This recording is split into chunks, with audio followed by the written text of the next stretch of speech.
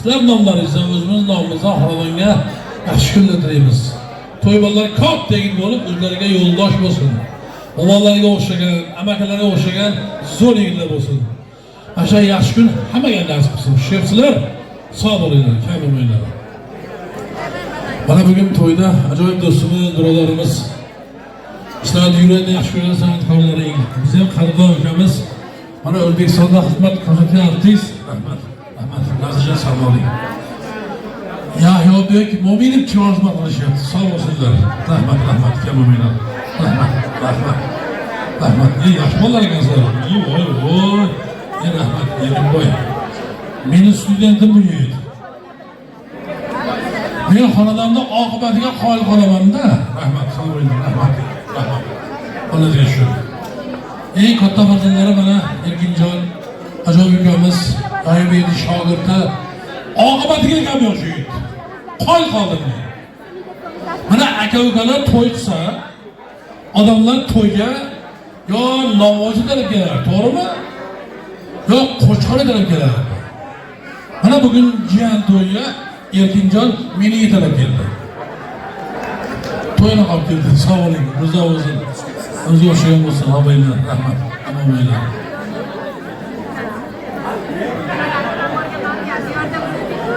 Oxinjon bilan Barnoxonda to'ylari bo'lmasdan oldin, rahmat. Qancha bo'ldi to'ylar bo'lganiga? 15 yil. Rahmat. Oxinjonga Barnoxonda urashtirib qo'ygandan keyin o'sha paytda Barnoxonda ota-onasi endi bir bozor qilaylik, sip qilaylik deb er-xotin yo'lda ketishyapsa, ana shu o'rtada yo'ldan bitta rahmat it chiqibdi, it. Xudoqlar mashina to'xtatib, mashinadan tushib, yugurib itni oldiga borib, "Assalomu alaykum, yaxshimisiz? O'tiring, deyam eshitga qarab. Siz xudolarning jahallari chiqib rahmat. Bu qanaqa odamsiz-ya? Bu qiz chiqarib, shunaqa bo'lib qolasizmi?" debdi. O'zingiz itga qarab salom beryapsiz.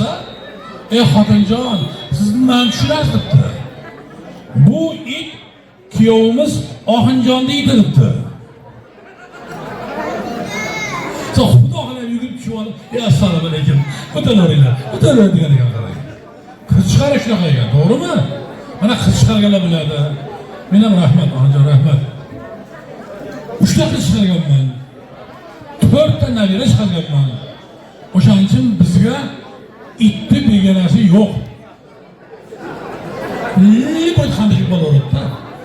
Mashal pullar degan narsa, sog' bo'linglar, omon bo'linglar. Rahmat, sog' bo'linglar, omon bo'linglar.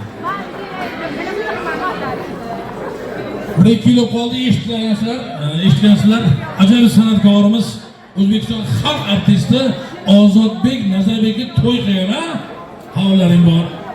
O'sha to'yga biz ham borganmiz. Yo'yobek bilan birgalikda.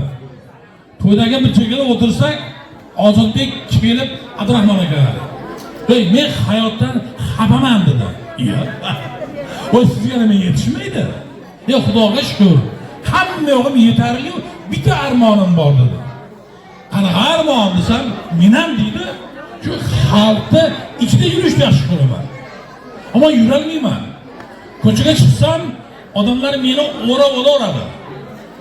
Rasm tushamiz deydi, dastat yozib bering deydi. Hech tegishli yo'q.